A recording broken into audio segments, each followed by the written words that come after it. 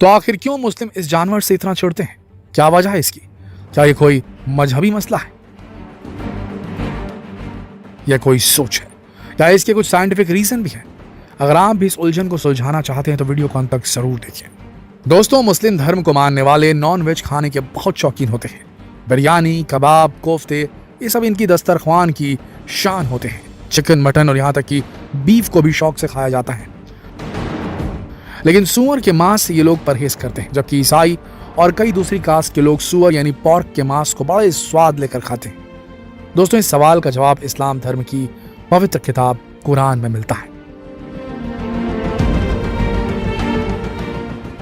असल में मुस्लिम लोग अपनी पूरी जिंदगी इस्लाम में बताए गए नियम कायदों के हिसाब से ही अपनी जिंदगी को बिताना पसंद करते हैं और हमेशा वो काम करने से बचते हैं जिनको करने की इजाजत उन्हें इस्लाम में नहीं दी गई है।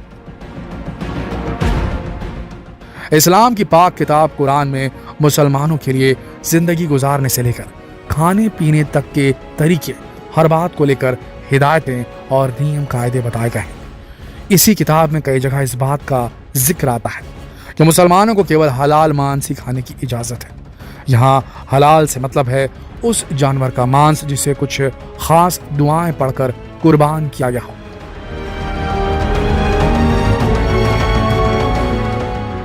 और इसमें भी कुछ नियम है, जैसे कि जानवर मरा हुआ नहीं होना चाहिए, फिर चाहे वो किसी जानवर के द्वारा मार दिया गया हो या किसी बीमारी से मर गया हो। ऐसे जानवर को इस्लाम में हराम बताया गया है और उन्हें खाने के लिए मना किया गया है। इसके कुरान की आयत 3 सूरह 6 आयत 145, सूरह 16 आयत 115 में सूअर के मांस को खाने पर भी पाबंदी बताई गई है और इसके पीछे कुछ कारण है।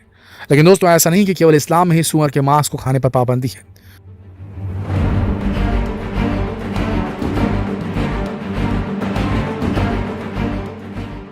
ईसाइयों की पवित्र पुस्तक बाइबल में भी सूअर के मांस को खाने से मना किया गया है। तो अब ये बात तो क्लियर है कि यहाँ कोई ना कोई बड़ा रीजन तो जरूर है जिसकी वजह से एक नहीं बल्कि 2 धर्म ग्रंथों में सूअर के मांस को खाने से मनाही बताई गई है। दोस्तों, अगर आप इस बात को समझना चाहते हैं तो आपको सूअर के कैरेक्टर को अच्छी तरह समझना होगा। इस्लाम में साफ सफाई का बहुत अधिक महत्व बताया गया है। कुरान में साफ साफ कहा गया है कि मुसलमान को उन चीज़ों से दूर रहना चाहिए जिन पर गंदगी लगी हो। और इसका कारण ये कि अगर इंसान के बदन पर या उसके कपड़ों पर मल मूत्र या गंदगी के छींटे भी पड़ जाए तो वो नमाज अदा नहीं कर सकता और ना ही कुरान को हाथ लगा सकता, अपनी पवित्र किताब को भी हाथ नहीं लगा सकता। इसके लिए उसे अपने आप को अच्छी तरह साफ करना पड़ेगा। लेकिन बात सूअर की करें तो उसे तो गंदगी में ही रहना पसंद होता है। वो कीचड़ में लौटते हैं, दूसरे जानवरों के साथ इंसानों का मल मूत्र भी खाते हैं। ऐसे में कोई इतने गंदे जानवर को खाने के बारे में सोच भी कैसे सकता है? अब आप कहेंगे कि कई देशों में तो सूअर के मांस को बहुत टेस्ट लेकर खाया जाता है, तो उसका कारण अलग है। वहाँ सूअर को रखने के लिए अलग फार्म होते हैं। वहाँ उन्हें सभी सुख सुविधाओं के साथ पालतू बनाकर रखा जाता है। वहाँ उनका पालन पोषण बिल्कुल गाय, बकरी और दूसरे जानवरों की तरह किया जाता है।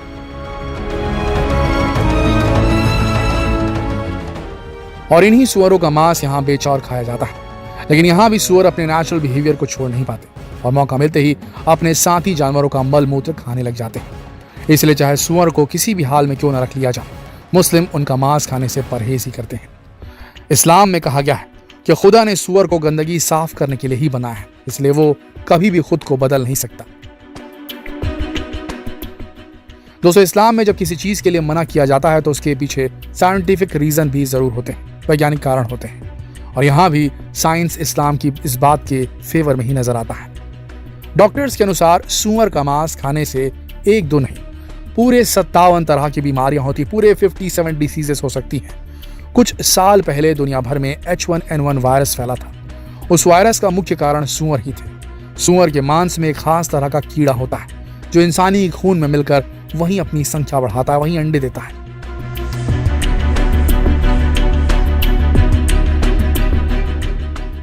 और खून के साथ मिलकर पूरे शरीर में फैल जाता है। और अगर ये कीड़े दिमाग में पहुंच जाएं तो इंसान की जान भी जा सकती है। इतना ही नहीं, आमतौर पर मांस को अच्छी तरह पकाकर खाने से उसके अंडे मौजूद वायरस और बैक्टीरिया समाप्त हो जाते हैं। कीड़ों के अंडे मौजूद वायरस और बैक्टीरिया वगैरह समाप्त हो जाते हैं। लेकिन सूअर के मांस में ऐसा नहीं होता। खूब अच्छी तरह धोने और पकाने के बाद भी इसमें वायरस और बैक्टीरिया रह ही जाते हैं। सूअर के मांस में चर्बी भरपूर मात्रा में होती है, जिसकी वजह से ये मोटापा और कोलेस्ट्रॉल बढ़ाने के लिए जिम्मेदार होता है। इसके लगातार इस्तेमाल से हाइपरटेंशन और हार्ट की कई डिसीजेस भी हो सकती है।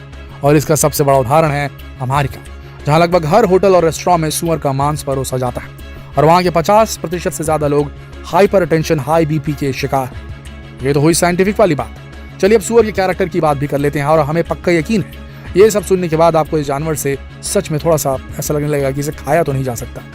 अगर इसे दुनिया का सबसे बेशरम जानवर कहा जाए तो भी गलत नहीं हो, क्योंकि ये इकलौता ऐसा जानवर है जो कि दूसरे सूअरों को अपनी मादा से संबंध बनाने के लिए बुलाता है।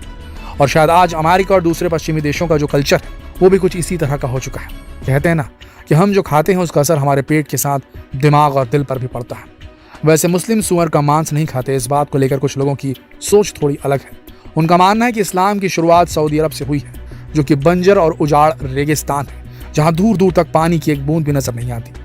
ऐसे में सूअर पालना उनके लिए बहुत बड़ी समस्या थी, क्योंकि सूअर बहुत अधिक मात्रा में पानी पीते हैं।